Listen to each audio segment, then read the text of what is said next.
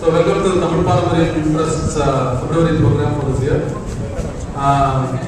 இன்னைக்கு பேச இருப்பவர் திரு மகேந்திரன். திரு மகேந்திரன் வந்து ப்ரீ ஹிஸ்டரி பற்றி பேச போகிறார். அவரை அறிமுகப்படுத்தி அவரோட உரையாடல் செய்ய போவது சாமணன். அதுக்கு முன்னாடி தமிழ் பாரம்பரிய அறக்கட்டளையுடைய எங்களுடைய வெவ்வேறு செயல்பாடுகள் ஆக்டிவிட்டீஸை பற்றி சொல்றதுக்கு ஒரு 2-minute introduction. This is roughly what you are seeing on the video that is running. Tamil பாரம்பரிய அறக்கட்டளை வந்து பேராசிரியர் சுவாமிநாதனாலையும் பத்ரி சேஷாத்ரியாலையும் ஒரு 3-4 வருஷத்துக்கு முன்னாடி ஸ்டார்ட் பண்ணோம். 4-5 பேர் ஆர்வத்தாளர் அதை சேர்ந்துட்டு இருக்கோம். அதனுடைய பல நிகழ்வுகள் இருக்கிறது. முக்கியமானது இது மாதம் சனிக்கிழமை முதல் சனிக்கிழமை சாயங்காலம் 5:30 மணிக்கு தக்கர் பாப்பா வித்யாலயம் ஏதாவது கலை சம்பந்தப்பட்ட archaeology, art, history, science, Tamil அல்லது இந்திய பாரம்பரிய கலைகளை பற்றியும் வரலாற்றை பற்றியும் ஒரு சொற்பொழிவு நடக்கும். It may be just a presentation, maybe a demonstration like a dance, or it could be a PowerPoint presentation. இதை தவிர சமீபத்தில் நாங்கள் முடித்து வைத்தது சைட் செமினார் ஒன்று முடிவு சொல்றோம். சைட் செமினார்ன்றது என்னன்னா, ஒரு இடத்தை தேர்ந்து அந்த இடத்தை பற்றி நன்றாக ஆராய்ந்து அதை பற்றி என்ன தகவல்கள் சேர்த்து அதை பற்றி ஒரு புத்தகம் உருவாக்கி எங்களுக்குள்ளேயே நாங்கள் வந்து ஒரு 2 மாதம் 3 மாதம் முன்னாடி மீட் பண்ணி வாரம் மீட் பண்ணி அதனுடைய முக்கியமான சில விஷயங்களை பகிர்ந்து கொண்டு அது நல்லா ப்ரிப்பேர்டாக அந்த இடத்துக்கு போவோம். ஸோ அந்த மாதிரி முதல்ல வந்து மாமல்லபுரம் போனோம். நீங்கள் திருமையும் ஃபோட்டோ பார்க்குறீங்க. இது நார்த்தாமலை. இதெல்லாம் புதுக்கோட்டை மாவட்டத்துக்கு போன வருஷம் போனோம். இந்த வருஷம் ஸ்ரீரங்கத்துக்கு ஜனவரி 24 இருந்து 27 வரைக்கும் போயிட்டு வந்தோம். அதுக்கு முதல் 2 வருஷங்கள் மாமல்லபுரத்துக்கும் அதுக்கு அடுத்த வருஷம் அஜந்தா எல்லோரா கோயில்களுக்கும் போயிட்டு வந்தோம்.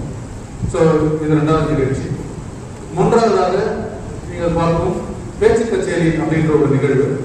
இது போன வருஷம் நாங்கள் முந்தின வருஷம் ஆரம்பிச்சோம். நாங்கள் 2011 ஆகஸ்டில் ஆரம்பித்தோம். போன வருஷம் இப்போ போனோம் 2 மாதம் முன்னாடி தத்வாலோகான்ற இடத்துல நடத்தினோம். ஒரு சில டாபிக்ஸை எடுத்துட்டு ஒரு சிறப்பான சொற்பொழிவாளர்களை அமைத்து ஒரு 1 மணி நேரத்துக்கு 1.5 மணி நேரத்துக்கு அதை பற்றி ஒரு நல்ல ப்ரெசன்டேஷன் பண்ணுறதுக்கு டிசம்பரில் கர்நாடிக் சீசன் போது சங்கீத கச்சேரி மட்டும் இருக்க வேண்டாம் என்று சொல்லி பேச்சு கச்சேரி என்ற ஒரு கான்செப்ட் கொண்டு வந்து அதை பற்றி நடத்தணும். இதை தவிர 4வதாக சம்மர் கேம்ப் அப்படின்னு குழந்தைகளுக்காக போன வருஷமும் அதுக்கு முந்தின வருஷமும் மே மாதம் சம்மரில் வந்து அடல்ட்ஸ்க்கு எப்படி இந்த மற்ற நிகழ்ச்சிகள் நடக்கும் அந்த மாதிரி குழந்தைகளை கூப்பிட்டு அவர்களுக்கு சில தேர்ந்தெடுத்த சில டாபிக்ஸை பற்றி சில எக்ஸ்பர்ட்ஸை கூப்பிட்டு நாங்களே எங்களுக்கு சில பேரில் தேர்ந்தெடுத்து சில டாபிக்ஸை பேசணும். போன வருஷம் வந்து ராமானுஜருடைய 125வது பிறந்தநாள் இருந்ததுனால ராமானுஜரை பற்றி பத்ரி சேஷாத்ரி ஒரு வாழ்க்கை சரித்திரத்தை பற்றி பேசினார். பாலசுப்ரமணியம் சார் அவருடைய மேத்ஸை எக்ஸ்பிளைன் பண்ணார். கிரிகாமி ரமேஷோட ஆர்டிஸ்ட் வந்து அதோடைய கத்திரிக்கோள் வச்சு எப்படி ஆர்ட் பண்ணலாம் அப்படிங்கிற மாதிரி பார்த்தாரு. நாகேஸ்வரர் பார்க்க போய் ஒரு பாட்டனி ப்ரொஃபஸர் கூட்டிகிட்டு போய் அவங்க சில மரங்கள் செடிகள்லாம் பற்றி. ஸோ இந்த மாதிரி 4 வெவ்வேறு நிகழ்ச்சிகள் நடத்திருக்கோம். எங்களுக்கு வந்து ஒரு வெப்சைட் இருக்கு, tamilheritage.in அப்படிங்கிற வெப்சைட். மாதம் இங்கே நாங்கள் நடக்கிற சொற்பொழிவுகளையும் அந்த பேச்சு கச்சேரி போன்ற சொற்பொழிவுகளையும் வீடியோ ரெக்கார்ட் செய்து பத்திரி அவர்கள் அந்த வெப்சைட்டில் போடுறார். நீங்கள் அந்த வெப்சைட்டை போய் டவுன்லோட் பண்ணிக்கலாம், உங்கள் ஃப்ரெண்ட்ஸுக்கு சொல்லலாம். கமெண்ட்ஸ் இஷ்டப்பட்டால் இருக்கலாம். நாங்கள் போராட்ட வரைக்கும் ஒரு இமெயில் லிஸ்ட் வச்சுருக்கோம். இமெயில் மூலமாக தான் பெரும்பான்மையான மக்களுக்கு நாங்கள் வந்து எங்களுடைய மாதாந்திர மற்றும் 2வது நிகழ்வுகளை தெரிவித்துக் கொள்கிறோம். அந்த இமெயில் எனக்கோ பத்ரிக்கோ இல்லை சிவா நண்பர் இருக்கார் அவருக்கோ பின்னாடி இருக்கார் அவருக்கோ கொடுக்கலாம். இந்த ஒரு லிஸ்ட் ஒரு பேப்பர் ஒன்று அமைச்சிருக்காரு. நீங்கள் அனுப்பிச்சிங்கன்னா உங்களுக்கு மந்த்லி ப்ரோக்ராம்ஸோடைய இமெயிலும் வந்துடும். அதை தவிர எங்கள் வெப்சைட்டுக்கு நீங்கள் போய் பார்க்கலாம். இந்த சில வார்த்தைகளோட திரு சரவணன் பேசுமாறு தேங்க்யூ. அனைவருக்கும் வணக்கம். இன்றைய நம் விருந்தினர் திரு டி மகேந்திரன் அவர்கள். இவர் பேச போறாரு. நீங்க போய் அவர்கிட்ட ஒரு பேச்சு நடத்தி அவர் என்ன பேச போறாரு தெரிஞ்சுக்கணும். நீங்க தான் அதை வெயிட் பண்ண போறீங்க. அந்த லட்சம் நாம் சுவாமிநாதன் சார் எனக்கு சொன்னாங்க. சரி, நான் போய் மகேந்திரன் சார் வீட்டில் போய் சமைச்சேன். மகேந்திரன் சார் தனக்குத்தானே சொல்லிக்கிற ஒரு வார்த்தை, அவர் யார் அப்படின்னா எக்ஸ்ப்ளோரர் அப்படின்னு சொல்லிக்கிறார். நான் வந்து ஒரு ரிசர்ச் ஸ்காலர் கிடையாது, அது ரொம்ப பெரிய வார்த்தை. I am explorer. எதை எக்ஸ்ப்ளோர் பண்ணுறது அப்படின்னா ப்ரீ ஹிஸ்ட்ரி. இதில் ரொம்ப ஆர்வம். ப்ரீ ஹிஸ்ட்ரி அப்படின்னா நம்ம எல்லாருமே எந்த காலத்துது, யார் செஞ்சாங்க, இது என்ன சொல்லுது, அந்த மாதிரியான விஷயங்கள் ஆராய்ச்சி மட்டும் பண்ணுறது இல்லாம இவர் அதனோட அனைத்து கோணங்களையும் ஆராய்கிறார். அதனுடைய மரபியல், நரம்பியல், பொருளாதாரம், இப்படி ஒரு வரலாற்று பின்னணிகளுக்கு பின்னாடி இருக்கிற அனைத்து கோணங்களையும் ஆராய்ச்சி பார்க்கிற ஒரு பரந்த பார்வை அவரிடத்துல இருக்கு. அவர் தன்னை பத்தி சொல்லும்போது அவர் தன்னை பத்தி அவங்க சொல்லல, நான் சொல்றேன். அவருடைய அப்பா, இவங்க குறிப்பா பெரம்பலூர் பகுதியை சேர்ந்தவங்க, அவருடைய அப்பா வந்து சிவில் ஏவியேஷன் ஃபர்ஸ்ட் ஆரம்பிக்கும் போது அவர் சீஃப் அக்கௌண்டண்டா இருக்காரு. இப்ப இருக்கிற சிஎஃப்ஓ மாதிரியான ஒரு பதவி. அதனால இவருக்கு அவருடைய வேலை பாம்பேல. ஸோ இவர் படிச்சது வளர்ந்ததுதான் சின்ன பொழுதுல இருந்ததுதான் பாம்பே, அப்புறம் ஹைதராபாத், அதுக்கப்புறம் தான் சென்னை. அவங்க இவருடைய அப்பா வந்து இவருக்கு வந்து முதல்ல வாங்கி கொடுத்த புத்தகம் என்சைக்ளோபீடியா. அதை படிச்சதுக்கு பிறகு இப்படி ஒரு மாற்றங்கள் அவருடைய வாழ்க்கையில் நிறைய நிகழ்ச்சி சொல்றாரு. இன்னைக்கு சார் வந்து ப்ரீ ஹிஸ்டரி அப்படிங்கிற தலைப்புல பேச போறாரு. சரி வாங்க.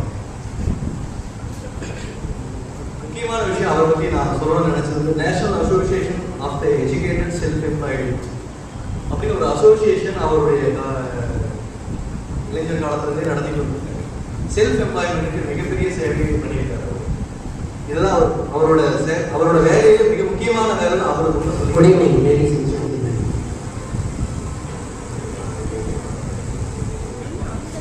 I was called here to talk about prehistory.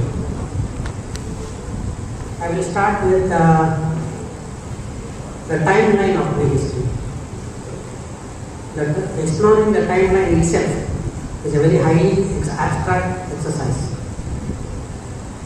And what I find is in today's environment, there is not enough importance given to prehistoric studies. And the very department in archaeology also is not given a priority. At least the priority it requires. So speaking about the timeline, there are many timelines. Actually, you can speak of a geologic timeline, and that goes into very large time scales, into 300 million or maybe a billion years or so. It can also telescope itself backward towards the birth of this very earth, fragmenting away from the sun. So that takes us to an astronomical time scale. Such is the benefit that you get when you explore the timeline, because you cannot simply explore the timeline, prehistoric timeline, in isolation. It will naturally lead you to think in all these terms. Astronomic timeline, geologic timeline, and all of them are very mega timelines, running to millions and billions of years also. And once you go into astronomical timeline, the whole subject turns the other way, because you may have to refer categories like plasma physics and how nebulae come about, and stars are born, and how they become cold, and what is the sun, how is the plasma processes going in the sun, when will it be cooled down, what will be the fate of the earth. Such are the questions that come when you start exploring a timeline. Only then it is advisable to go into the prehistoric timeline. Prehistoric timeline, I am going to talk only about human prehistory. And that will not run into many millions, maybe a few millions compared to all those other timelines. Because the first human primates, before pre-human primates, were Australopithecus. There were about 4 species in Australopithecus, and they started say about 5 million years ago. Now these timelines which I am talking about, not all paleontologists or paleographers will agree upon. There will be some fluctuation. Some people say it's only 4.2 million before the Australopithecus came, and including all its species. But the first Homo species, after Australopithecus came Homo, the Homo habilis came about say 2.5 million years ago. The very name Homo habilis suggests that he was a handyman. And he did not have the appearance like we have. He was much shorter, his fingers were not like this. There was not much differentiation between the thumb and the forefinger, or the opposite thumb as we call it in a genetic biology term. That was not there. Mostly you can notice many chimpanzees also, they have nearly equal length of all the fingers, or tarsus or metatarsus structure. But the general modeling is the same as far as the risk is concerned, give or take a few differences. So the Homo habilis was a handyman and he was capable of making tools. The tools were not very sophisticated, they were very simple. But before him, the other Australopithecus species did not make much tools. They simply used some stones or sticks or whatever came handy and threw it at their prey. Even now monkeys do that. You can go to any zoo. They have enough intelligence to throw something at an opponent or to scare away something. So Homo habilis was a little above that. He was capable of fashioning some tools. But let us not stretch too much. These tools were not so sophisticated. And also, he was not able to select the material required for a tool. He simply took some approximations that are available from volcanic eruptions. Anywhere if you go outside to rocky places, and you will find that there are fragments of rocks due to weather, due to lightning, rain, sunshine and whatnot. So he took some fragments that are convenient to hold on and then chipped them or broke them into pieces and then used it. So this went on, and you can imagine that when 2.5 million years ago, it is very easy to assume the meteorological conditions, the earth was not what it is today. The continents, the shape of the continents was not very much what we know of today. For instance, there was a lake in Olduvai Gorge in Kenya, whereas it is now empty. But the whole of Serengeti Valley was filled with a large lake. Sahara was not a desert at that time. And other meteorological details are very interesting, about which I will not go into those details because they are not within the purview of the study of prehistoric humanity. So that was the scenario about Homo habilis. So the thing is, first to understand that he made tools and that his hands were not as short as it is now. The hands and legs almost have the same length as you see in chimpanzees. So the next in line, say about 1.5 million years ago, came Homo erectus or Homo ergatus. These two are same, but they are called by different names by archaeologists for reasons unknown. Now, what is the difference between Homo erectus and Homo habilis? Homo erectus, as you can see, was a standing man, and when he stood, naturally his legs became long and his hands became shorter. When his hands became shorter, it is not so simple a thing, we can say his hands became shorter. But as a person interested in prehistory, and as it should be projected to make it a thriller for the younger generations, when the appendages change sizes to suit different needs, there is a concomitant change in the environment, and it is accompanied by some genetic changes, and they don't happen suddenly. Mutations don't happen suddenly. There is something called a teleonomic phenomenon. I will not go into the detail of what this teleonomic means because we will jump into the category of philosophy. But suffice it to say that you keep 5 it away, and for your reference you can go through, you will find that it opens up so many vistas of thinking. What is this teleonomic? So these changes that happen genetically, for a long time they are filed away. And then one fine morning, it erupts into a vast change. Now this is according to Gregor Mendel's law of genetic change, which were given in 1839. Largely they did not be changed at all in any way, in my opinion. Although there are so many changes and advancements in genetic theories. Now this is about Homo erectus. Now you can imagine, once the walking man came, what he would do. Obviously he will walk. Because when the handyman came, what did he do? He used his hands, he made tools, which was important for survival. Other questions come. Who prompted him to make the tool? Did he simply wake up one morning, take a stone and simply make a tool? These are the questions which I find are not focused upon in the academia. The younger generation need to be sensitized to this subject. Look at the questions it poses. Look at the abstractions through which you have to go. Look at the thinking exercise it demands. And once you come to this line, and once you taste the joy of learning itself, I'm sure many young generation, people from the young generation will find it very boring to watch the television as it is. But that happens because I believe the young generation are not properly introduced into the thrillers of knowledge. So if a handyman made a tool, did he examine it? Was he satisfied? Or was he critical of his own work? Or once he used it, threw it on something, did he retain it back and keep it? Did he have a personal storage space? Because all these mean a vast area of thinking. If he felt that, if you think that he had a personal space, that means the question of I comes, the question of ego comes, and you can understand it's almost a Pandora's box.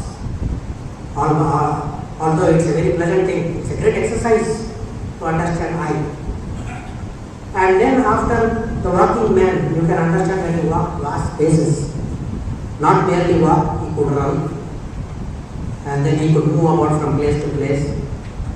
Obviously, the meteorologic conditions. When he walked, what was the condition of the... You can take any encyclopedia on meteorology, you will find the details. When 2.5 million years ago or 1.5 million years ago, what was the temperature conditions? And you can see the graph, how did it fluctuate. There was a long period when the Homo erectus emerged, or rather evolved. So he was able to move, and he was able to almost fish and think of other things, build shelters, crude shelters. Now how did he do it? And where is the evidence that Homo erectus did build shelters?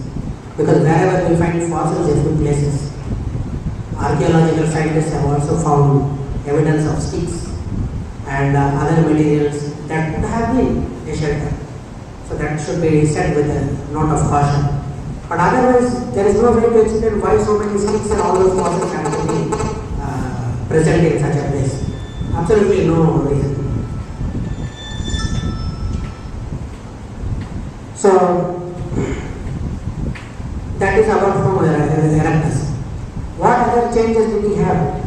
When his legs grew longer and his hands grew shorter, already he had the skill of using a hand. Now his opposing thumb became even more efficient. Not as efficient as it is today, but little bit. And then his skin slowly began to reduce, and he grew a little bit taller, and so he could see farther places. It is said that when he came, there were grasslands, savannas in Central Africa, or rather Olduvai Gorge, where the first man is supposed to have come. That's the only place we get evidence of this early man. So with a better vision, not only that, he had a very good color vision. I believe other primates did not have that efficient vision. That points out to one thing. It points out to the development in the occipital lobe in the brain. The kind of retina we have, the kind of lenses, cornea that we have, and the optic nerve that goes to the brain, and the required proteins, structure, metabolic structure was not there in Homo habilis and Homo erectus. But to a large extent in Homo erectus, it developed. Not to the extent we have today. For instance, the protein rhodopsin E, which is present in Drosophila fly, which directs the fly of moving towards light and dark, and which also regulates the circadian rhythms. The same form of protein is present in our optic nerve also, which is directing the circadian rhythms and the biorhythm of our day and night response. There is a suprachiasmatic neuron, its structure that is about 20,000 nerve cells in the brain, in the center of the brain, which is controlling this circadian rhythm. So these are other areas where you can dwell into. I suggest, if you are going to priesthood, it's not merely priesthood. It's not that just handyman came and Homo erectus came. Now I tell you, we have to branch out and come back to the main inquiry. Now the next in progression, say about 1 million years ago or 500,000 years ago, that is a little bit disputed. When the latest of human beings, Neanderthal man arose. And Neanderthal man was the same species as Homo sapiens, but there was a little difference between him and us. We are Homo sapiens, but they are Homo sapiens Neanderthalis. Neanderthal is a place in Germany where the first fossils were found. Now the fossils tell us that he was a very stocky person, fair skinned and thick boned. That presupposes something. Thick bones presuppose a person has not lived in enough sunlight. These are all medical facts. These are all facts proven by genetics also. So this thick bone is a fact, as I told you, and it's quite interesting how this happened. If you don't show yourself in sunlight, as Eskimos do, you will find that they grow shorter. That is to retain the body heat. Those are all survival mechanisms. And they are all cybernetic processes within the genes. They adapt, they take one output, and they recycle it into an input. How this happens in genetic parlance is something you should probe when you have time. It is a thing of very great wonderment and joy. It is the joy of knowledge after all. And when you cannot get things easily, as all of you are, I am sure, well educated and you have your own ways and looking into things, and many of you may be researchers, as I have found when I come to this office assembly. So that is about Homo erectus. Homo erectus, he walked and he walked and he walked. And you will find the fossils of Homo erectus in India, particularly Tamil Nadu, north of Madras city, northwest is a place called Gudiyam, where he is supposed to have existed. His fossils, his tools were found by Sir Robert Bruce Foote in 1853, as early as that. And then he is a pre-human, Homo erectus. A slightly different species. Some scientists call him a different species. It doesn't matter. Now, how did he walk from there, from Africa? How long did it take? Today, imagine the distance from Kenya to as far as India, Tamil Nadu, Madras. He came walking all the way. How many days it took him? I am not surprised. First, I was, as a very young boy, I was very puzzled. How many thousands of kilometers, even on an airliner? If you go to Addis Ababa, it takes you nearly 5 hours, 5.5 to 6 hours on a high-speed jet. But how can you walk, even if you go by a bus? It takes so long to reach even Kanyakumari, near 783 kilometers. But imagine thousands of kilometers, different environments, and unknown. How did he walk? Then it is not, we should not take it literally. It happens in that many generations. It is prompted by a call, you can say, of adventuring, because you want to know what's beyond that. And behind there is nothing, already you have seen. There's a sense of boredom. This psychological point about feeling boredom, because monotony is a threat to survival. Those who seek monotony are those who go for drug addiction.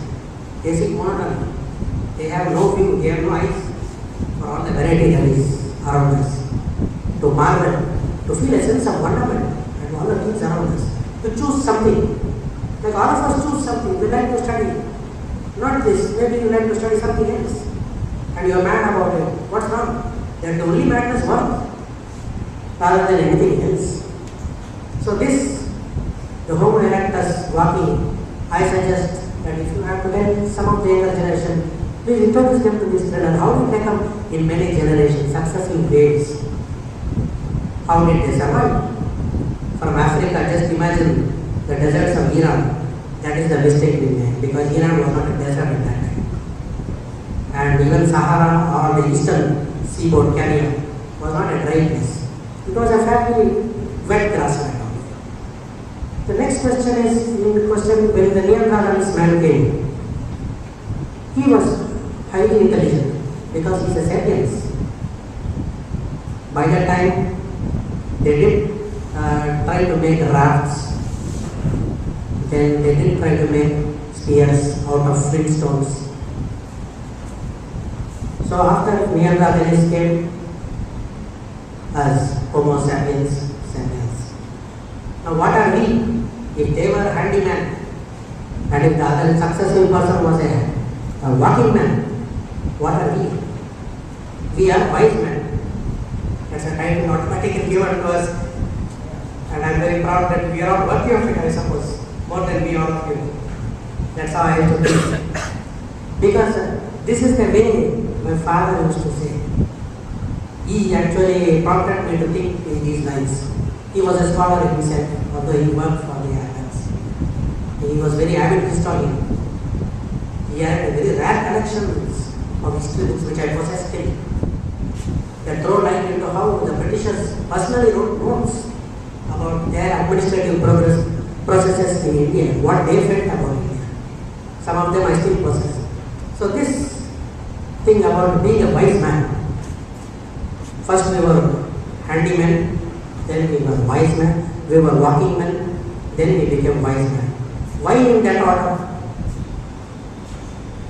What was the rationale behind it? That's a very dangerous question because it is suggestive of an operator behind this. Immediately, our forefathers, when they were posed with such questions, they thought there is an operator somewhere. Because anything that is an operation cannot come into motion if there is no external operator called God. They named it God. And the inquiries went on for thousands of years. Look at the bloodshed. More than that, look at the pages written. Look at the hours of midnight oil. What is this ego? What is this Atma or Paramatma? What is the connection between all these things? So this prehistory, when I thought of prehistory in my time, I went out all these questions too, without getting tangled. Must be very careful. Or else these questions are so loaded that you get tangled. But what was the reason for this kind of progression? Not very difficult. If you see through the annals of nature, before human beings, there was a Jurassic era, then there was a Cretaceous period, there was a Tertiary period, all sorts of gradations, all of them very interesting. Now I say about Jurassic, why? Because we all know Steven Spielberg's Jurassic Park and the great dinosaurs. How they came, why their sizes were very so big. What was the genetic principle that mutated and made the dinosaurs small and turned them into our garden lizards and wall lizards? What made an animal that was in the air go into water like dolphin was a bird? It went directly into the sea and told by set of authoritative books. These are wonders. So why we came from handyman to walking man to thinking man? You will be surprised if I told you, maybe amused also, but the fact is fact. That's what we do when we grow up as children. We toss up our hands and legs first. We hold things before we walk. We take our thumb, we grab our mother's dress and our father's shirt and we respond. The hand is the first to be used. Then comes the legs. We go on all fours like chimps did. And as our life unfolds, so does evolution also. This is a very good model to understand. To understand evolution is a fantastic model. No need to go anywhere. Just watch a small child unfolding. And Thiruvalluvar has said in his Quran that it's the greatest wonder in life to see a child unfold, to see your own flesh and blood unfolding right in front of her. That is what Maria Montessori also said when she did her work. So when the child unfolds all the facets of nature, you can see. What about the prehistory? Take the embryology. If you go to the principles of embryology, first we are in vitro, we are in water. We are waterborne originally as worms. That's what we are now. The same thing is repeated. And also if you see how the mammals began to feed and care for their young ones. Take the marsupials, the kangaroo. It developed a pouch to keep its young ones inside. It's a very cozy thing to be in the mother's arms, although we don't remember it. We only remember the affection and love we get when we grow up, like that. So this progression from handyman to walking man to wise man, this is the analogy that you can take from that. But what was the other side? The technology of these three, there are subsequently when man came, human, Homo sapiens sapiens came. This period, prehistoric period, three timelines: Paleolithic, Mesolithic, and Neolithic. So Paleolithic was almost from say 2 million years ago or 2.4 million years ago. And these dates are so much varied. Paleographers are very fond and they are very lavish. They can afford time. They will say 2.4 million years and someone will say 2.2 million years. Just imagine the difference.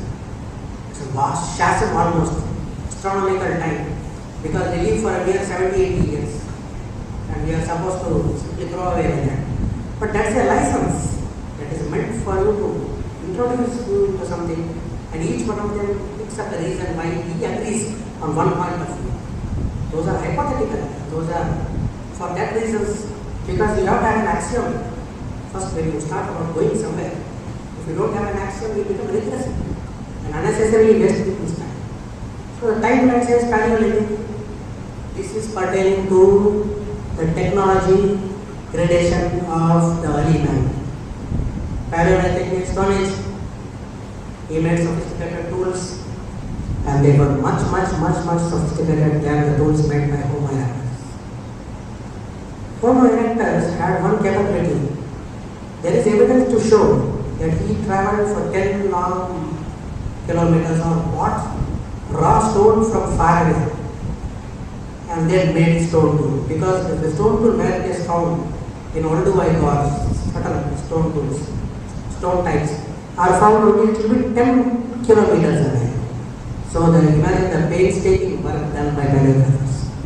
That is what I meant when I criticized that in our government we have very little time for such precious things. Our past is a precious thing and we have to go through it microscopically.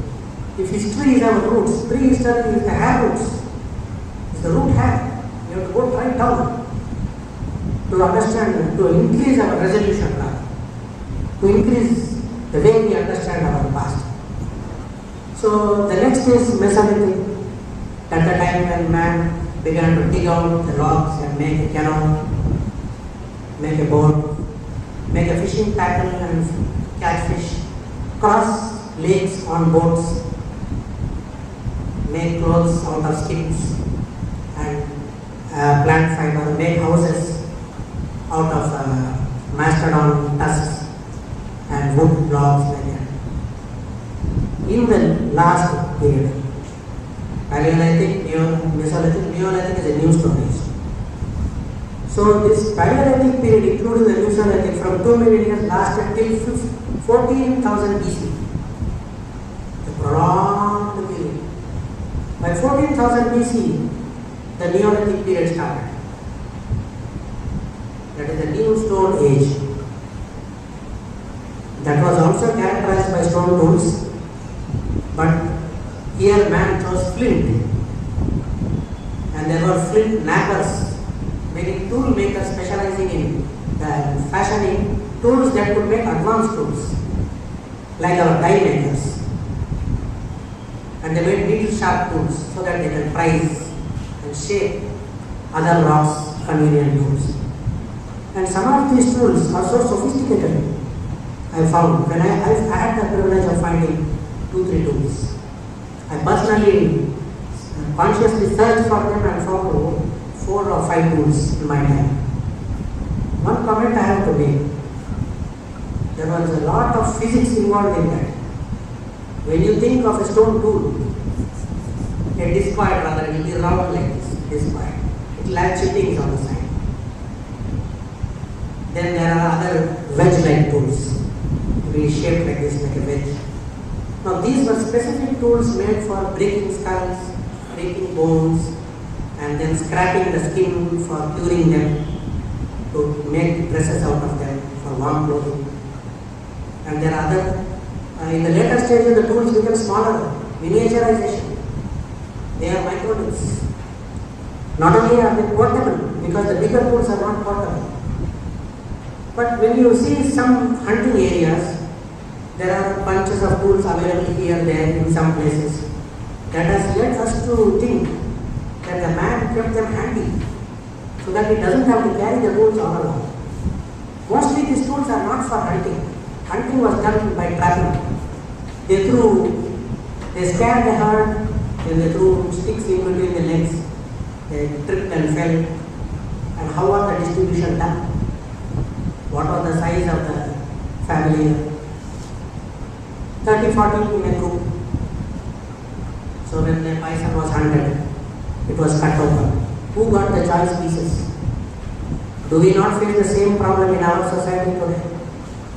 The productive capacity of India and all of us, look at the kind of taxes we pay and the options we have. Just take it, the government says, or the oligarchy that is sitting there. Whichever government, in whichever country, they simply give you existence money. Sometimes some people get more so that they can buy a car. And that is not much. There is always one thing, minus freedom. You cannot be yourself. You have to be enslaved to something lifelong for the sake of provident fund. Because there is a threat hanging on you, like a damnable soul. This thought I got. On this background, from what I saw in present, I did go to that idea. If the prehistoric man hunted, what was the norm for distribution? So this also tells you one thing. It says that there must have been a normative process. As in any group, you have a formative process. Then there will be a normative process. The normative process has to settle down. It might be by imposition, by intelligent people, or it can be self-balancing act between a group. So that is the kind of question that prehistoric life also raises. On the top, it is very easy to say, okay, they had stone tools, so they are dead and they ate. It is not right to think about antiquity as they were uncivilized, they were brutes, they did not know how to use resources, they were unintelligible. No, not like that. The prehistoric man, or the Homo sapiens sapiens of the New Stone Age and after that, he was as intelligent as us. In fact, I say when you take an equity ratio of what we do with our resources, I find that primitive man wins hands down. Why? Because he learned from context, the compulsions of a context. And he was very honest in responding to them. Because any deviation or disrespecting a context becomes anti-nature. He bowed his head to reality. That doesn't happen in an industrial society. In a very big way, we are protected from reality. As the great Handel actually used to say, has said in his book, The Brave New World, holiday from reality. So in that book, they give each character some soma so that he can forget reality forever. The hardness of reality is not. What are our alcoholics doing? But when you take the prehistoric man, he could not afford to do all these things. If you fail, you are finished. Survival is at stake. That is the kind of reality it was there. Now I used to feel that is a better world, because what is better than facing the reality? What is all this make-believe? Such is the importance of wandering and going in depth into prehistory. It will certainly raise all these questions if you open up your mind. Not only that, after that, there are other stages. Like once man became Homo sapiens sapiens 200,000 years ago, he came out of Africa. Very obvious route, he came to Levant or the Golden Crescent. Now the current is Syria, Israel, Lebanon. Look at the place, look at the disturbances happening in that place. But that was the place when great civilization, when men, all of us, the genes that we carry in our blood were once reposing there. We came from all the way. So man walked again. 14,000 BC, 100,000 BC, he walked. And you can say his footsteps girdled the whole globe. As far as Brazil, as far as Latin America, Peru, Chile, and all those places. The remote places to Bering Straits, China, and also Central Australia, where we find the rock paintings, where we find the burial dolmens. That is the area of my interest. But first, personally speaking, how did I come to this subject? I had from a very small age, I had one question. Where did it all begin? Because it seems all of us are coming in between. Only my father came earlier than me, maybe 20 years or earlier. It's like a train, he got along on the train. And then I got in at a later date, 1956. Before that, my great grandfather, so many people. It seems everybody is like that. I saw this in my childhood, I saw this in community. But then where is this going? What are we supposed to do? How do I come in? Because look at the inequalities and I was not born of any choice in the surroundings. Because as I saw life through the American magazine, Life magazine, I found the prosperity of America very stunning, very encouraging. Then there was Yuri Gagarin who flew into space. I was really stunned by the kind of life we led in Bombay. I was in Bombay, the slums and the backwardness of the people. I was a little bit angry and unhappy. I used to tell people, why this? Why can't we also? Obviously, all of you would have felt that at one time or another. An indignation or impatience with the incompetence and wanton wastage of lifetime and utter disregard for norms. So, where do we go? Such questions do come when you come to prehistoric lifestyle, because wherever man went, he had to bury, and he buried them in stone dolmens sometimes in the earth with round stones called canes. Some of them survived, some of them don't. Then he drew whatever impressions he had, or in Tamil you can say kirkal. Not so simple, because the rudimentary forms from a standpoint of studying art forms, or rather studying the psychology of graphics, human graphics, and how it emerged, as many people are trying to apply them to ancient scripts. Why this script has this kind of form? What was behind this? As many language archaeologists are speaking about, it made me think a lot. And there is a lot of wisdom in that will be very useful to see the life around us. So the man walked and he came. Some of them came via the coastline to Tamil Nadu, mostly to South India first. Then there was another stream of people who came through the northwest, then through Gujarat to central India. In Bhimbetka you have the signs. Some of them are 30,000 years old rock paintings. None of them are polychromatic. They are either in red ochre or white. But complex designs, hunting, people chasing each other in war and whatnot. This is not the only one. In France, Spain, and Tassili, Algeria, Morocco border, you have paintings that come from 40,000 years ago. And they are all polychromatic, sophisticated colors. And the drawing is much more sophisticated than the forms. If it's a bison in motion, if you see it, you will get the feeling that it is in motion. If somebody is chasing it, you can feel the thrill of actually the man chasing.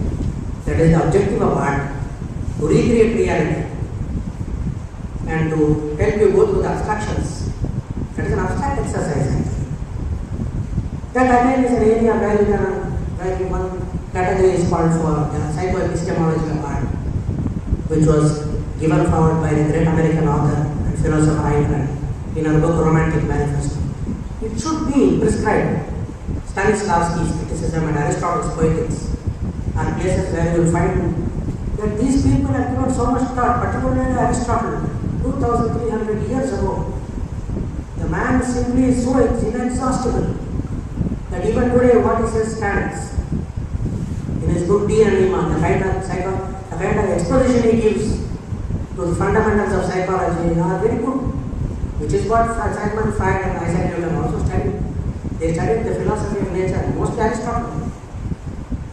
So this thing about burying people comes. So naturally we believe that they had respect for their ancestors and they worship their ancestors. Like we worship our parents, at least Buddha's generation, we tell them they are supposed to be, I don't know what they think. Because many young generation, many people, they don't feel parents are important to them after some time. That is the industrial age, which is the age of individualism, which is the age, today we are not in the industrial age, we are in the information age. Many people don't seem to understand the new age people, because the information is very dangerous. If you don't know, you are finished, you are out. In the industrial age, you can be a minion, you can say, I will wash my table, I will be behind you. When you ask for a cutting player, I will take it and give it to you. Not so in the information age, because there are robots to do that. They don't even need your command. They will be cybernetically looped automated. Who needs human being? That is the kind of vistas it opens when you study prehistoric subject carefully. Give it a thought. So they buried in dolmens. Why did they choose dolmens? In my opinion, in my future book, I am going to present these thoughts. The idea of burying came not so much as reverence than as demand of reality. Because in reality, if you let a corpse there, the smell will invite hyenas, it will invite cheetahs and predators, and you will become an easy prey to them. And nobody would like to see his own kith and kin or his companion in the group to be torn apart by the hyenas, like we see those gory scenes in the National Geographic. So what he did, he responded and he put a lot of big stones which could not be dug out or removed by the great cats or the hyenas or even the white dogs. And he put huge stone plaques on them. As you see the barrier, they become more and more sophisticated, as I show you in my videos. And my first visit to these places some 15 to 20 years ago, I felt a sense of reverence. Not empty ones, because I don't believe we should unnecessarily worship anybody just because he is in the past. For the kind of predicaments he faced and how successfully he came. That's what we are also supposed to do. But the barrier is because of this. Later on, there was an element of leadership, of looking at spirits that are external agents, and we call it in the study of anthropology animism, because there is no sense of animate or inanimate. Even an inanimate object carries a soul. That is what we mean by animism. Even children believe that. If they dash against a table or a chair, if they take the table, the child accepts and stops crying. That is the way man was. Because there was no other way of explaining certain things. That is the question of fate, of uncertainty. For modern men, these things are not a puzzle. Because probability ratios and uncertainty principle, as we read in high-level mathematics, will answer you the question, because in any open-ended activity level, you will have a level of uncertainty that you cannot predict. And to predict and to understand the decision-making systems, you need some parameters. That too You can only narrow down the uncertainty but never remove it. That's not possible in the universe. These are all the angles that come when you really get into a subject. Not simply merely going through a textbook and okay, he do like this, like that. So this facing uncertainty was his way. He thought, okay, there is a spirit in everything. So it hangs on. That was the earliest religions. In my documentary of the cave painting, which I discovered 3 cave paintings and about 40 dolmens in one Vellore district. And in all those you find that these elements of spirit worship, all those things are shown in it. Now the next,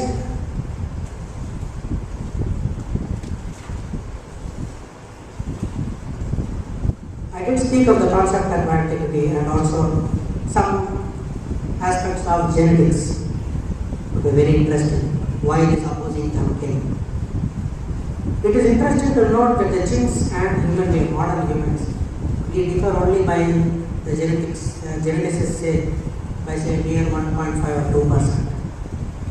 A 4 billion pair of genome, we differ only 2%. And between individuals, any individual between us, it is only 0.1%. For long, it was very puzzling for me. How can 0.1% give rise to so many differences? Then I thought, I borrowed a model. Here is one of the but I was not satisfied because the model, it was only a model. So I did apply. I thought this is only a formal thing. The material validity is missing. How can this so many billions of differences, billions and billions, how did they come for a mere 0.1%? It seems if you take any person in California, a white man, or a black man in South Africa, or us Indians, we are mixed and brown, white, yellow, everything. You will find that they are also 0.1%. If you take the tribal in Papua New Guinea, who are in the Stone Age still, so between him and us also it will be the same. Subsequently, the Stone Age and these gradations are not same for all regions. As I said, in Papua New Guinea, people still using stone tools. Till 17th or 18th century, when Australians went to Australia, the Aborigines were Stone Age people. They did not have metal. After the Stone Age comes the Metal Age. Initially the Copper Age, then the Bronze Age, then the Iron Age. Now when there was the modern man staying in Bhimbetka, there were other migratory people who came to coastal Tamil Nadu. Now from Bhimbetka, along the 77th longitude, there is a straight line cutting central through Indian subcontinent, which is actually a spine or a corridor through which the Bhimbetka men from Bhimbetka walked down. If you notice the map, you will find that there are many interconnected river valleys. They go only along river valleys, they never go into arid land. So you have Brahmagiri, Masiki,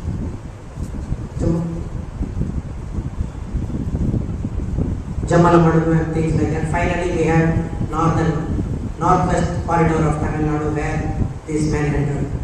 And that is where I worked, and that is where I got these videos. And when that man came, he proliferated. And we are all here because of those ancestors sitting here in this society. So that is the kind of sequence I have seen. Now we will watch the video which I have taken of the prehistoric sites and I came recently as 2 weeks ago.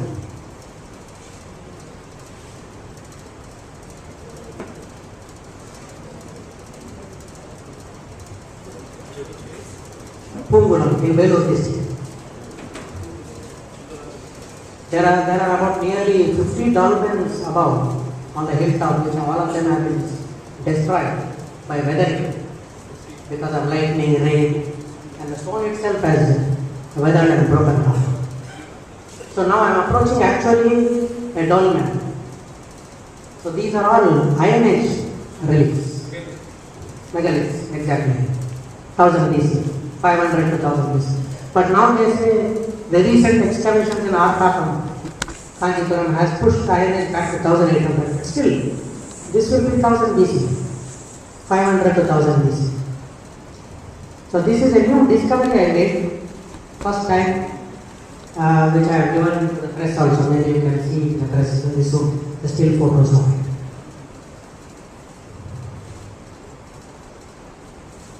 Is audio இருக்கா? All documents that you have seen at the background, they are all not broken down.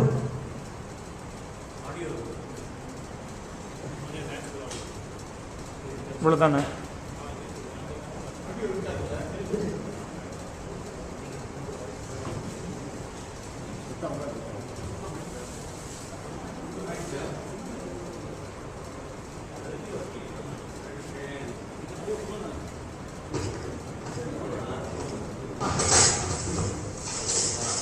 Yeah, that is the natural sound that you can capture on the video.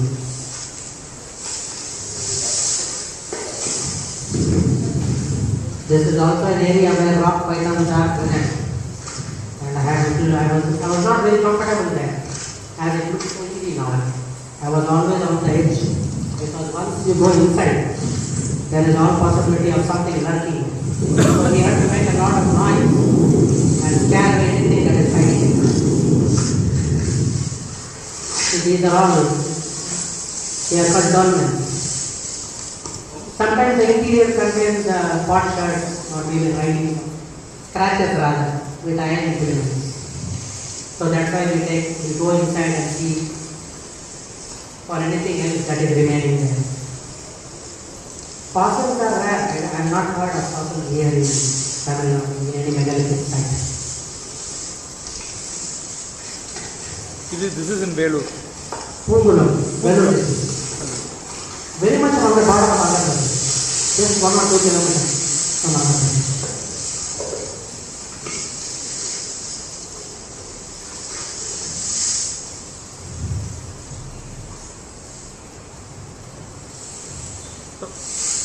And watching inside is important because there will not be another chance. To go there is very difficult. Let's watch the next one. 500 to 1000 piece. INH.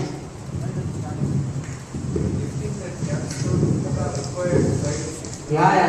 Yes. Very good. At the high end.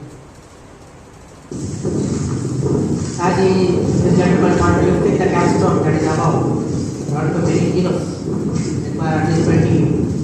And preparing it to see, this has been completely collapsed. This is because of the dust and the mud that gathers there. Actually, this place is not a muddy. It has only bare rock surface.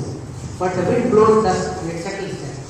And once the rain falls, the mud it slips rather, and then drags the stones also. Little by little, whether it goes, and then see it has fallen. And they are all on very precarious slopes. You make one wrong move, and you are in for trouble because it immediately that will be a fatal fall. This one also, see, unfortunately, the weather got over it. Actually, when we see all these things, I used to think the prehistoric man was able to go beyond that to keep something here. Stones are actually in age. They are dating back to 2.2 million years. Yeah, and I found a tool, so I found it very precious possession of mine. And later on, even I am unable to believe that this is 2.2 million years old, it has lain there. And that was mine. I got it from a 10 feet deep pit. It was a natural ravine of a small stream. So I went on, looked on its wall and slowly picked. Then I found this tool. I knew that this particular layer has elements. And there were many. I took only one. I thought that should be my personal possession. Like that. So what you say is correct. Udumartal Kadi is a phenomenon in Tamil Nadu, maybe southern Andhra also. But here, that's why we look for the pot shells. Have they put them into a pot and then buried them? Is there any language used by them? Yes. Why? Because these kind of burials are presupposes a good activity, and there is cooperation. Cooperation presupposes and implies communication, and then there is a element of cutting those stones, lifting them and keeping them, making bigger ones for leaders or chieftains. So these are all ideas that require cooperative movement.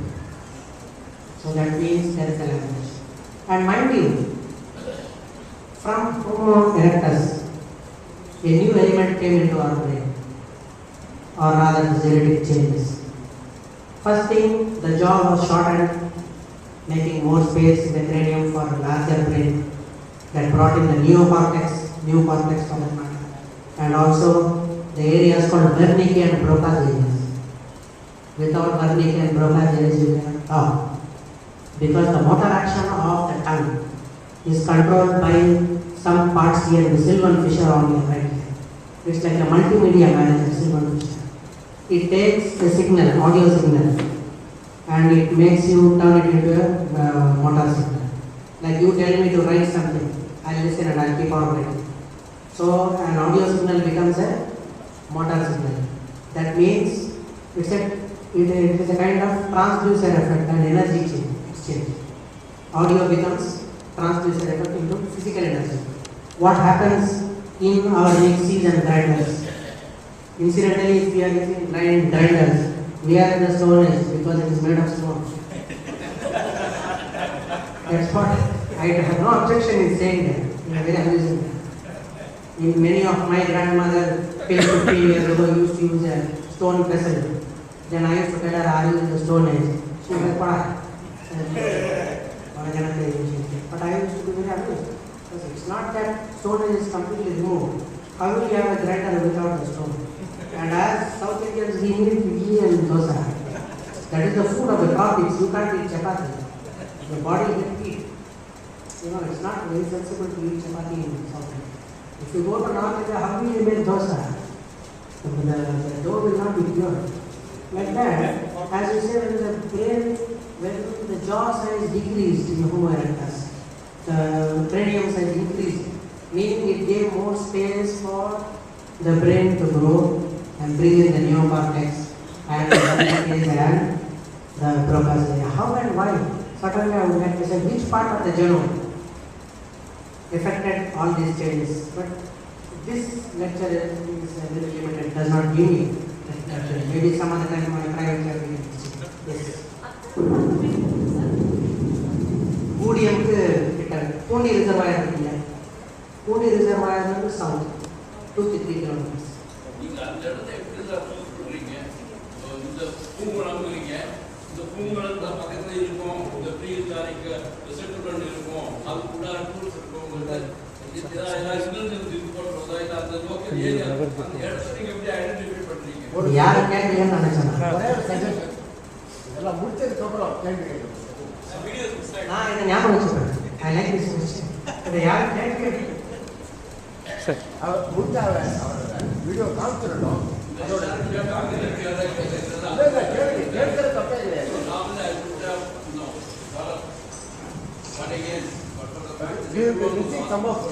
Otherwise, we may be missing some of it.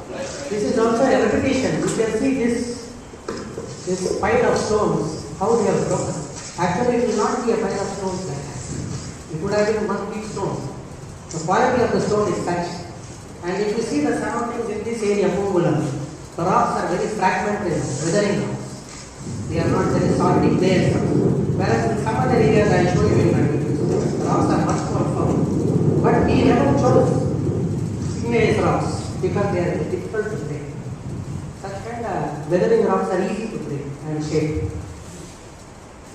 So all these rubble I went through just to see any potsherds are there, any other remains are there, because we should not overlook if there is any writing. How do we know there is no fossil inside? Because a fossil is the greatest thing for prehistory. I'll be quiet for a time so that you can empathize and go into that. I'm catching some still photographs from a different time scenes.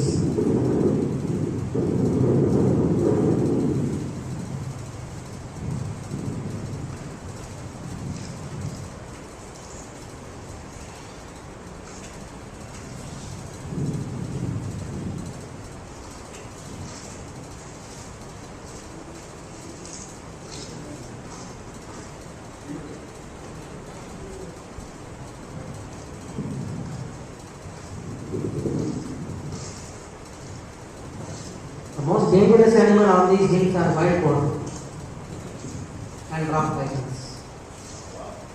Pythons. So far I have never encountered any. Wild boars I have seen. Rock pythons never.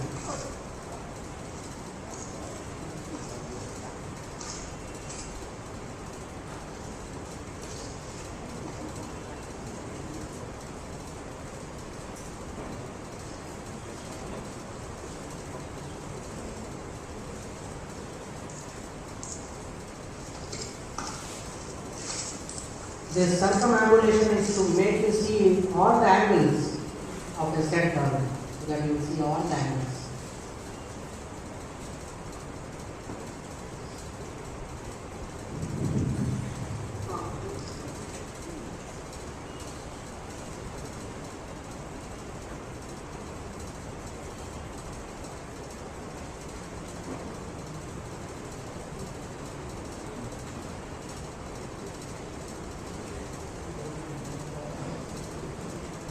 Actually, in between there is a valley beyond.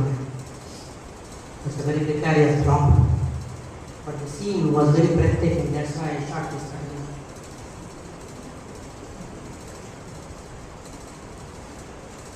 Incidentally, the person who handled the video for me was an ordinary village boy. I just instructed him to switch it on and switch it off. Poor fellow, he was quite competent. It shows people can be competent. Yeah, just imagine he shot this, but professional quality. So this is a very price find I found. This is a twin dolmen, so they can put forward a theory that two people from the same family had died, or two important chieftains had died, so they were close together. But my choice would be two important people, like husband and wife, because they want to be near each other. Look at how neatly it is done. Unlike other dolmens, it is very neat, very clean, and it is twin. You should see the direction mostly of all the dolmens. Yeah, some of them are facing north also. Some of them you cannot find because the shape is so uneven.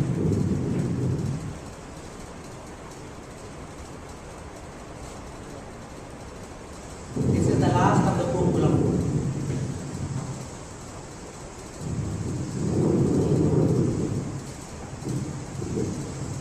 I could not come to this side of the dolmen. First of all, there was a small steep slope there, so I did not take the risk about it and I stopped myself here. This particular path is unexplored as yet. Maybe next time when I go in, I will find some way of going. It looks very easy now, but this side is very difficult. So next you will see my magnum opus. That is again from Vellore. It is called the village of Pogalur. It's a very long video, and in between I keep quiet. The idea is to, just like when you are watching a movie, please go into that if you can enjoy it. Because this is time walking, no, it's like a time machine. They say time machine is not possible. Not for me. I walk the timeline, different timelines, going back to thousands of years. It only requires our imagination.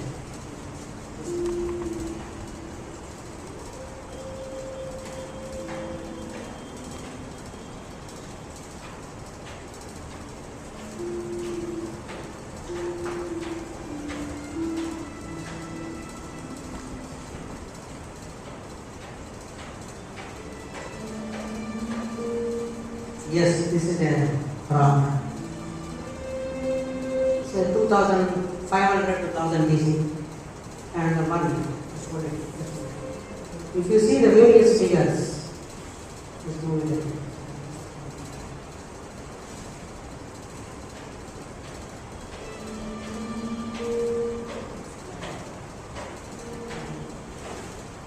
Yes, now you see the full panel.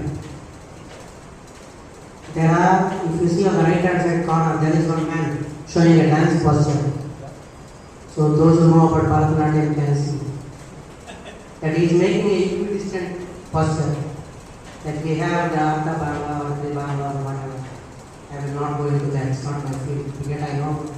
But I thought See how it is. It's a male person and he's a dominant person. He wants to show his dominance.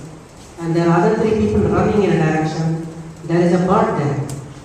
It looks like a ostrich, but it is not. It is some kind of a crane or a large bird, some kind of a vulture. Not vulture. It could be a crane. You see the other figure on the top, he is also running. And there is one figure in between, it's a long pole like thing. And there are two arms holding that pole, but there is one person sleeping on, or maybe lying on that. It's not actually there. There is a superimposition of figures here. Some mistake the artist has made. I think so. That is my hypothesis. A hypothesis only. Because you cannot rub like you do in graphics or you don't have erase. Once you make a figure, you have finished. This is done with paints or pigments mixed with animal fat. That's why it is in the. That's why it's here. Imagine for 3,000 years it's to be. Let's say that amounts to how many? Maybe 10 lakh days or something like that. So many suns, so many rains, millions of results. We have to look at it. But it endured. Because when this was painted, the Greeks were not there. You had maybe other people in say 1000 BC. The Lycians were there in the island of Crete. Then there were other people in Anatolia, southern Turkey. Because Greeks, about 800 BC, so many scholars came. So we can see the roll call of honor of the Greeks, Euclid, Pythagoras, Aristotle. They all came after this king. It was lying there on the hills for aeons, sleeping and untouched and unknown. Just imagine the march of time, the march of civilizations. The Egyptian civilization fell long before this was started. So many empires arose, the great Roman Empire, and it went down, but this endured. No?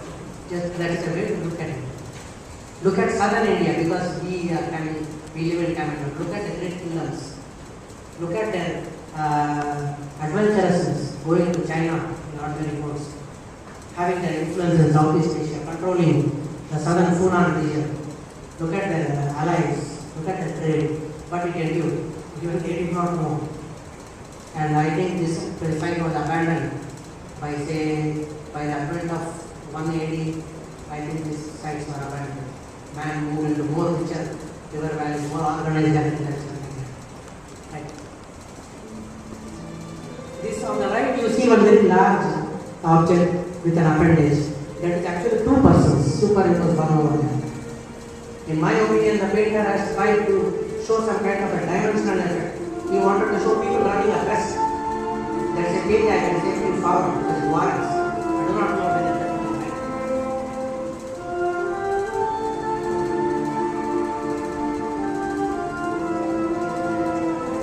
This stone is used for rubbing some sharp objects, sharp knives or something like that. That cupule, that small cupule you see, was used to mix paint, something like that. I am still working on the analysis of this painting. There are many interesting psychoanalytic tools you can use. Just to go into the mind of the painter, that is the only way to do it.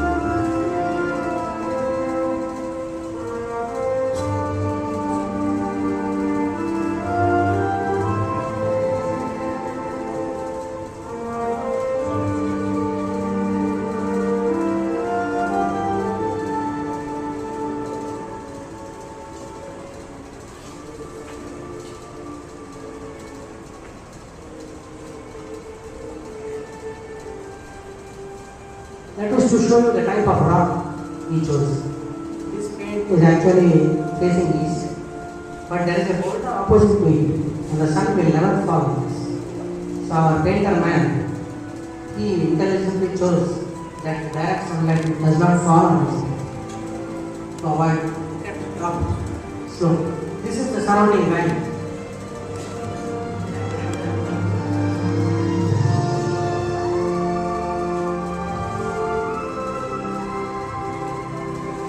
This particular mountain is bare country. There are a lot of black bears, but I have never seen any. always the villagers used to caution me, not pythons and bears. This is another mountain. You can see the desolateness of it. That is a development that you are seeing. See, here the developments are better shaped. They are more square. They are more larger.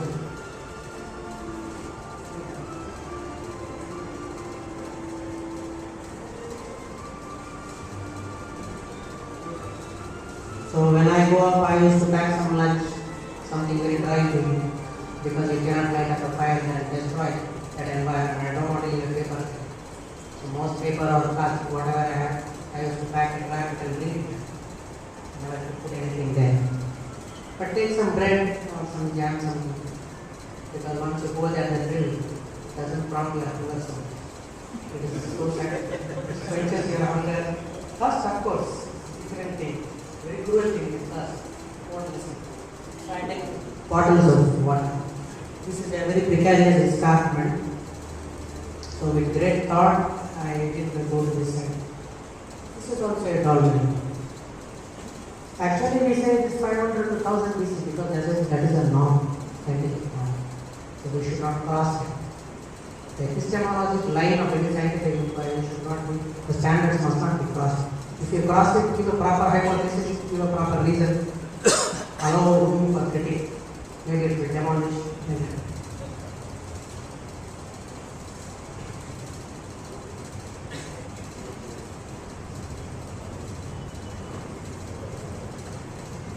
I think you should build a pair of speakers as well.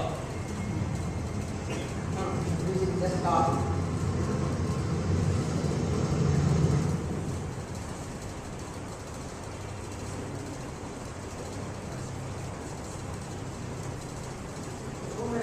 Here all around. It's a very big site. Here I found nearly 30 megalithic monuments. And on a far side hill that is remaining, this season I went halfway through. Beyond that I could not go. I had to come back, maybe next time I go. Yeah, it is very hot. Although I make it as December is my season, December, January. Still it is hot. Be happy. It's hot, no. Whatever you eat, it is different. This is a line of quartz embedded in an igneous rock.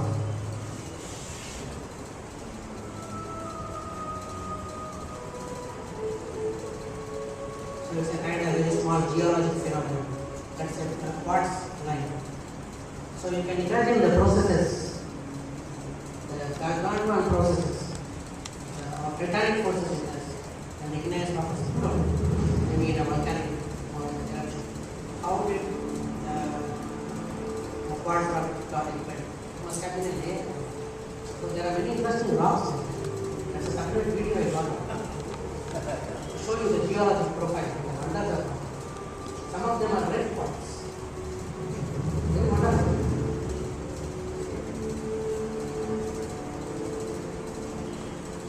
And once in a while I was so enthralled by myself, I was so ill. It took my breath away when I saw this. I'll show you. Actually, I wanted to stay there for a very long time and enjoy this. But you know, the lunch time, and then have to go back down after dark. It's really unadvisable to go to the forest. Because the white walls will come. They are see this.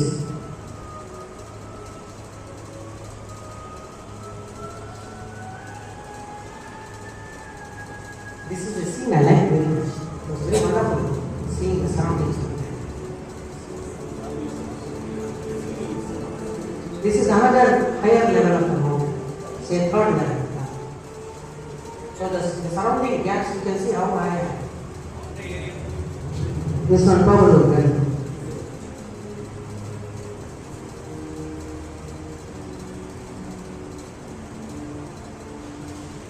In the background are villagers who accompanied me, who brought me food and water.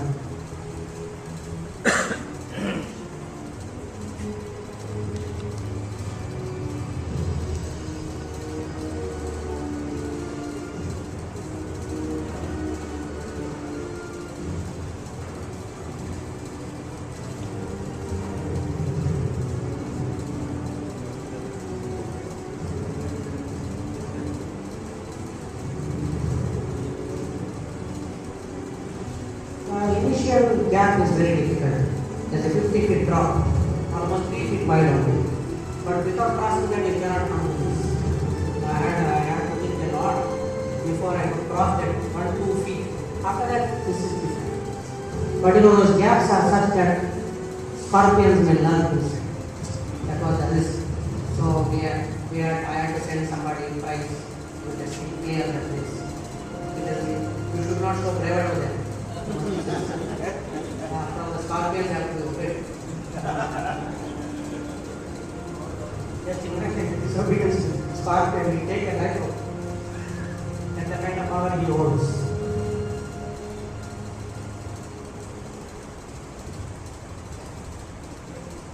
It was not without reason that I was so cautious. Because if I slip, if my ankle sprains, about 1,500 feet of rocky top, it will be filled with who will carry me with my weight now.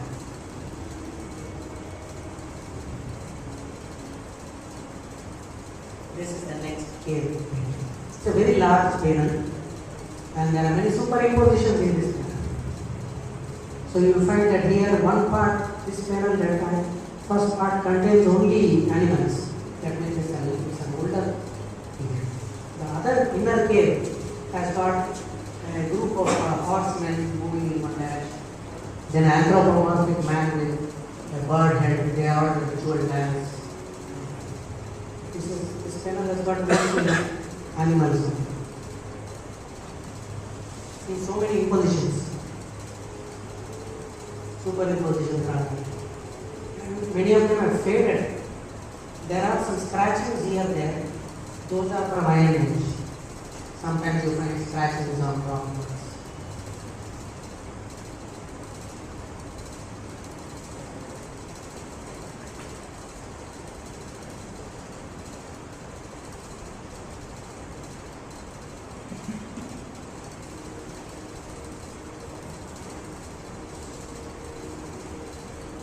Archers, those are archers actually.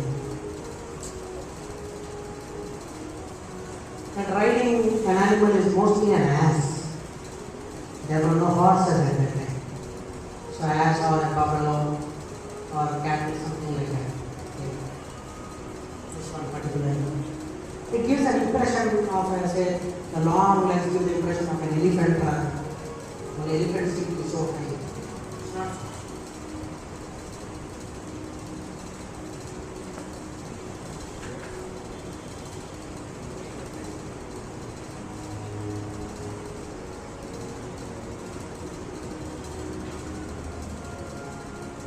I am still working on all these paintings.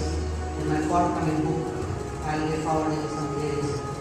I have got something new to say about these paintings. I am consulting some experts, some abroad for their opinions.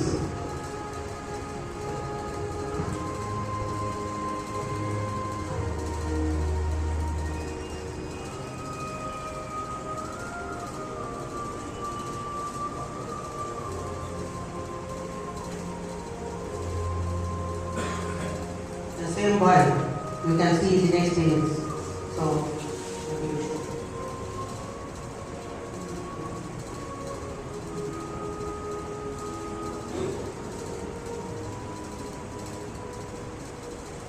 this is an inner cave. So you will find a lot of figures here mounted and going in one direction.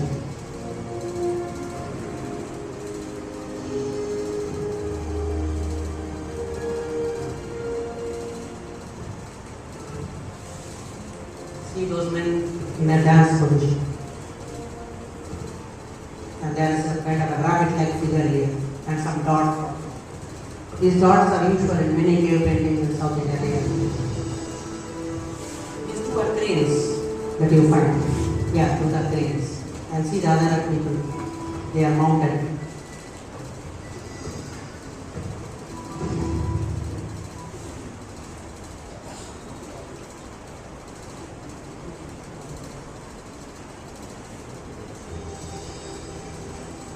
Just to show you the kind of rock, the type of rock. Those are dots, these are cross hatches.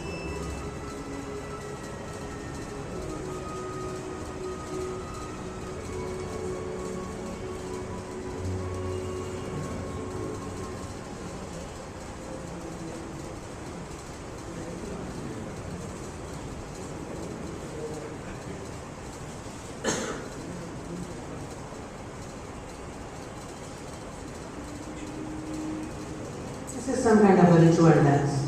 See this, anthropomorphic. It's got a bird's head. And here is a man with a stylized coiffure.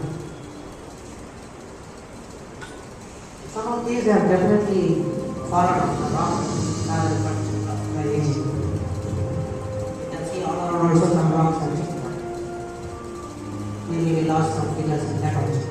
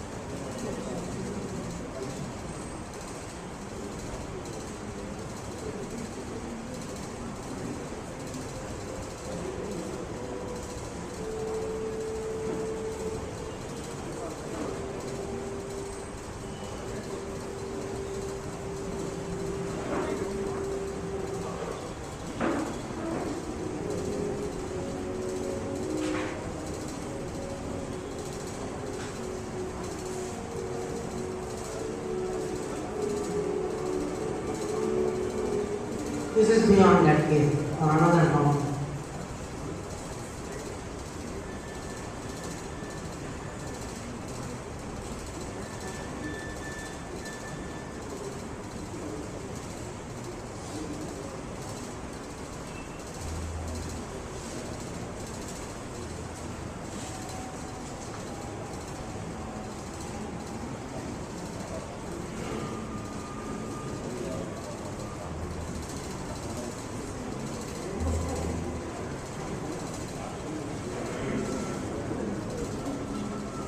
That is an unusually large dolmen. So I thought that would belong to some kind of a chief dolmen, the sheer size of it. And these are related to the first painting that we saw. And I used to think that these are personal or individual memorials, which is quite a fact in prehistory as of today. And these dolmens and those paintings that depicted some kind of a war scene. This chieftain could have been a casualty. See the way he is buried. It is an escarpment, it's a drop. And if you go to the opposite valley, you can still see the drop. I did see it from the opposite side. Look at how long it is, more than 12 feet.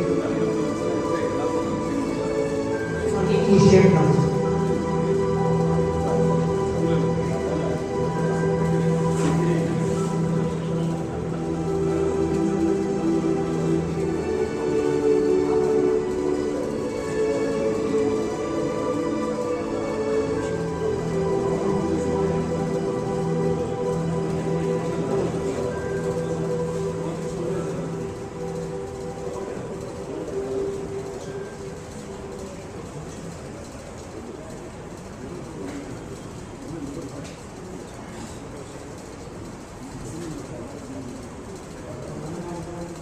How it was traveling on the road, and some strange rocks that I have seen.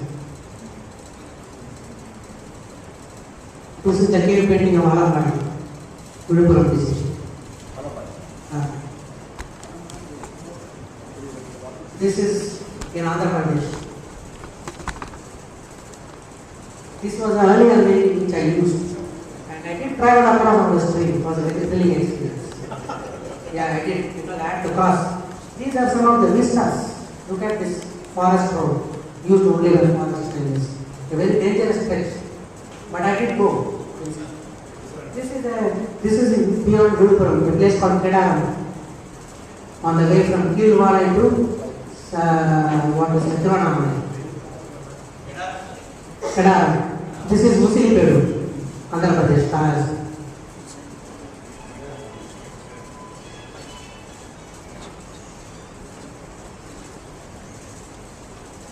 That is my new way.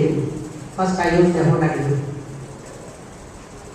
This is Pernambuco, the forest ranges of Pernambuco. That mountain I explored beyond. That is where I went to explore. This is the road. So these are all the lonely roads I have traveled.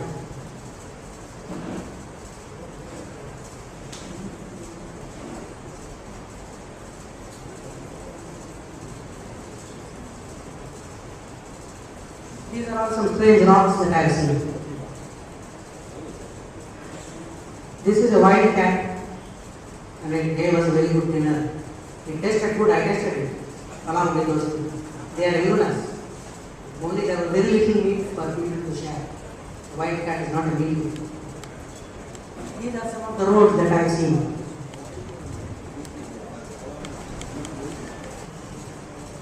These are some tribals. They say they have come from Gujarat. They have been here for hundreds of years. They are circus people. Yeah, this is how I went into another place. That is near Padappai. Some of the strange rocks.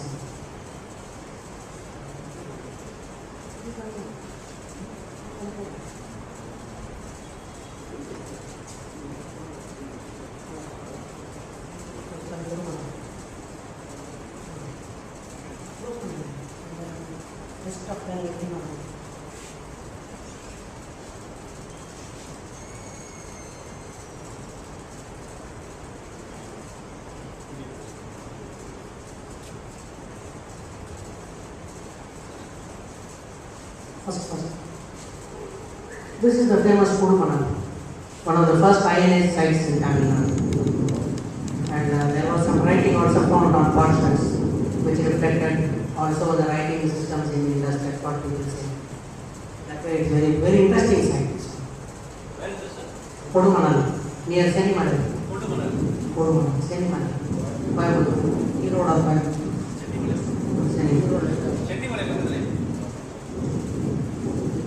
This is Iron Age, one second. Late Iron Age, maybe 200 BC.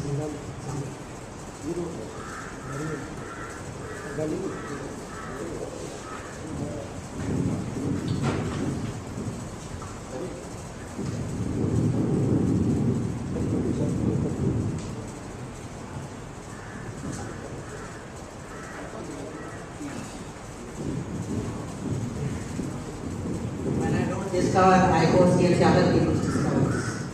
That sheds a lot of light and learn a lot of things. Besides, it's a very important center, Kudumanal. No. That's a burial stone. Something happened, I don't know why it is standing. There is an animal there. And I found some. I'll show you. A new one I found recently. Last month, 17th, I found.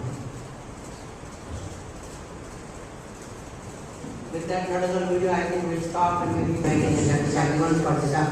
Design and biology classes. But he tells me that it is coming from the period of Parthivendra. In his 11th year of reign, Parthivendra. So that is not complete. I'll get some complete information. This was actually buried, and I discovered this and took 2 days to slowly scrape it off on the mud. This was the boy who took all the videos also. He's a very great person. Videographer. Yeah.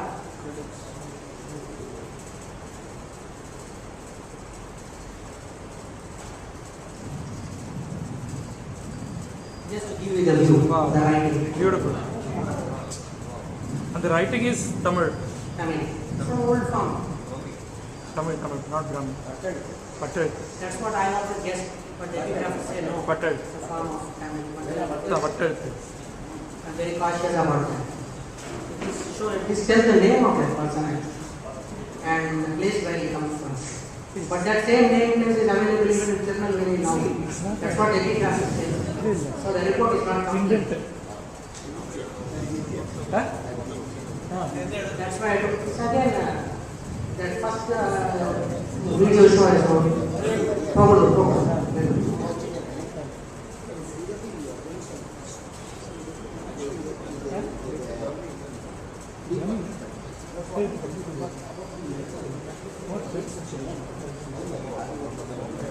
2 days it took. Slowly, scratch.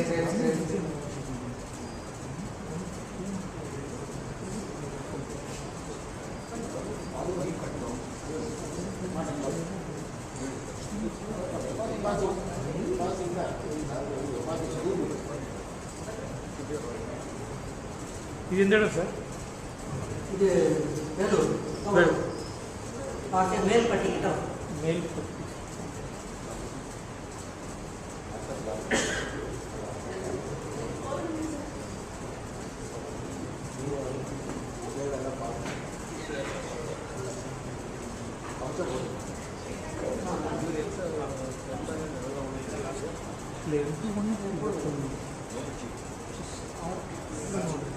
நல்ல வீரம்.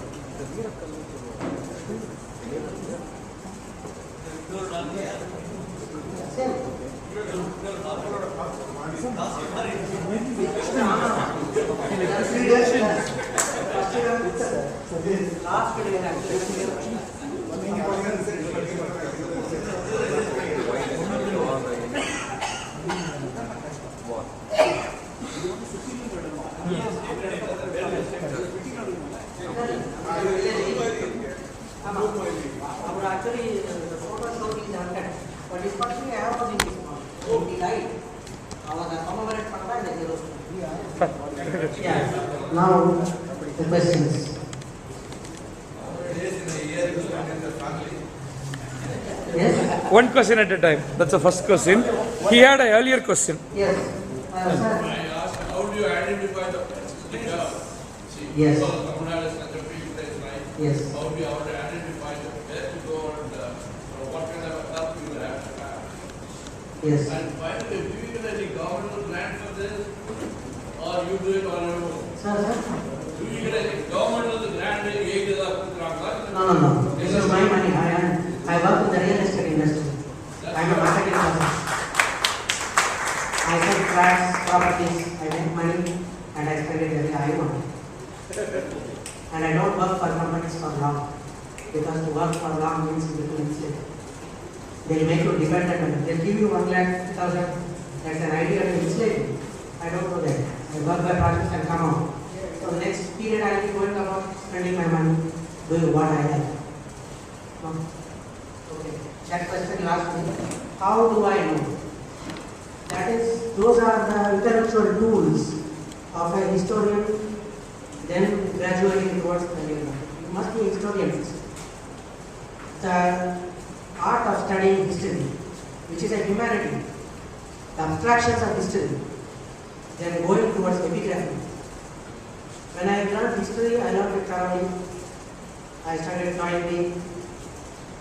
Then I started other man, I forgot his name. He was also there. Bill Joran, yes. So bad of my I forgot him. I got all the volumes. More than that, I did study Aristotle and Herodotus. And that put me on the right track. How to authenticate historical information. Or how to theorize from what you see. And going to paleography, first you must have the history curriculum. The history comes skill, writing began. Before that is pre-history. So when man began to write, say 300 BC, if you take a cut-off point here in India, or 500 BC, whatever. Before that, what happened? Where was man? Because he was mostly in river valleys, living in small pools. So where do you go? As I told you in my speech earlier, from Bhimbetla, on the 77 latitude, there is a corridor where you got Brahmagiri, Maski, Jamalamadugu, Toduttur, almost Kadapa, it bends like this. Goes into Odisha, there you find Keva, all of them as much as 1000 BC. So as you trace it, in your mind's eye, in your abstraction. You come to terrains, what sort of terrains? And then if you see a terrain, you will say this is only a rock. But if a trained person like me sees with the mind's eye, with the eye of the abstraction, maybe I got some magic lens. That is not magic really, but it's an abstraction, the power to abstract. Then I know that this terrain is like this, and there are so many plants here, the habitation is like this, and this will support certain things, so we go and explore. It's not by chance that we find this place. We make a calculated move. It's not a gamble. It's a study. So one by one, we take a step, and then we come to a discovery. So the coming to discovery requires all these measures. Whenever I see these strange rocks, why I photograph them, I know that they serve as landmarks for prehistoric man. Prehistoric man lives in a surroundings, and these landmark rocks are like lighthouses.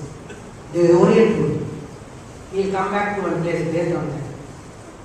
So these strange rocks are an important markers, which I found always successfully, because prehistoric man will tend to be secure in his surroundings. He doesn't want to get lost. And like I told you, he was as intelligent as us, because he's got the same brain only. So wherever he goes, he knows, okay, I must come here. That is his address now, or land. So these are some of the examples.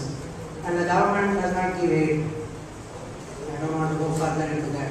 This is funded by minor. That is very normal example. Government not giving aid is very normal. So other questions? இல்ல மதுரை பக்கம் Ramnath district பின்னாடி ஒரு பகுதி பிரான்மலை அந்த area pre historic பீரியட்ல அது மாதிரி எதுவும் உங்களுக்கு தெரியுமா? பிரான்மலை இது வரைக்கும் அங்கே போனது இல்லைண்ணா.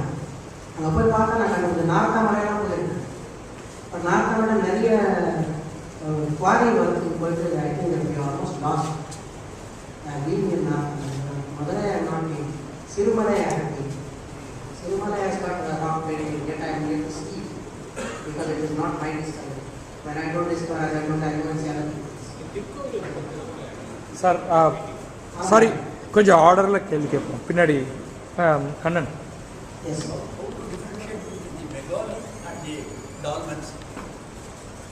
The dolmens are megaliths. They are mega. Stone dolmens. They are huge stones. That's why they are called megaliths.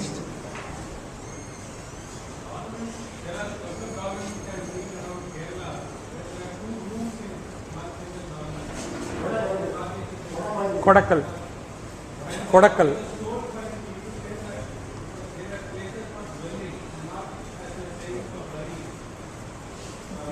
Yeah, there is a possible because in Burzahom, Kashmir, you have pit dwelling.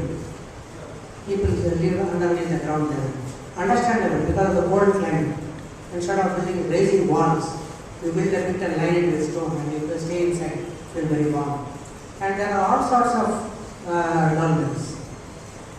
Starting from Europe, everywhere you will find dolmens, and some of them are more sophisticated.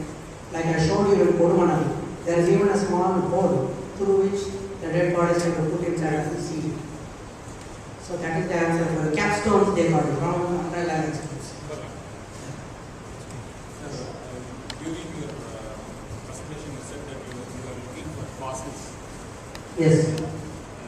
I am unable to understand how do you hope for the fossils to remain there because ours is not an ice where it gets frozen and being preserved. Here it will definitely get decomposed by this last years.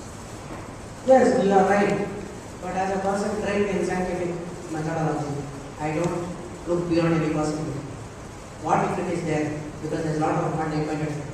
Because fossils have a way of being preserved. What you say is right. I know there is very little chance. But what about the crevasses in the rocks? What if something got embedded and buried? Still, so far I have not found a fossil. Fossils, as you say, need not have an ice age. Simply the tendency to be buried in a type of soil that has got a high level of calcification. So that it will, there will be so like a process of osmosis, you know, the calcium in the soil will go through the pores of the bone and it will become a mold. The actual material of the bone is gone. What you see in a fossil is the mold of a calcium salts or some other magnesium oxide salts that are hardened in the shape of a. Yes. You're asking. Yes. Was there any purpose for all those paintings in the sites? Yes, there is a purpose. I can only give you some analogies. But we write a diary. Why? Because we are interested to keep it of what we do. Was it a record kind of thing? Yes, it is. Because man has a tendency. We like to keep the record. Maybe something is so important to us that we want to put a memorial for that. What are memorials for? If you study the behavioral anthropology, memorials are nothing but the way human beings, we say thanks or something, war memorial or memorial to some Holocaust in Nuremberg in Germany, something like that. So we have war memorials. Like that painting, as I told you, there was one chieftain who was flexing his muscles and showing himself to be very strong. My theorization according to that figure is that he died in that war between two groups. Because one of the groups are having a feathered headdress and they are running, others are pursuing. They are pursuing because they killed their chief and he was felt in the feathered one. This is the way I am theorizing. It fits. But how do you say that it is the explanation? Till somebody gives the right explanation, let this be there. You know. So that is a mathematical model. So you have the value of x as 1 till you come to the answer. That's a very valid scientific method. And was there a particular height for each, were they all of the same height? Not necessarily, because the second panel which I showed you was nearly 10 feet broad and about more than 6 feet high. This was barely 1.5 feet in breadth, about 2 feet in width. But everything was drawn not with brushes, but with hands, with grass, or sticks, like that. Yes. So, same question, same point. Can it not be an art form? Yes, you said it. An art form that actually it leads you to another question. What is art? That's a very question which is much debatable. But I follow the Aristotle explanation because Aristotle says that art is an imitation of nature. Whatever we feel, whatever I feel as most important, I will show as something. If I wish to show the world, I want to show something important, I isolate. I show this is the most important. So actually, if you take current last century, Ayn Rand has written in the theory of psychoepistemology of art. She says an artist depicts something which, according to him, he isolates from the things that he sees and he gives it an importance and gives it a place of time and then he tries to depict.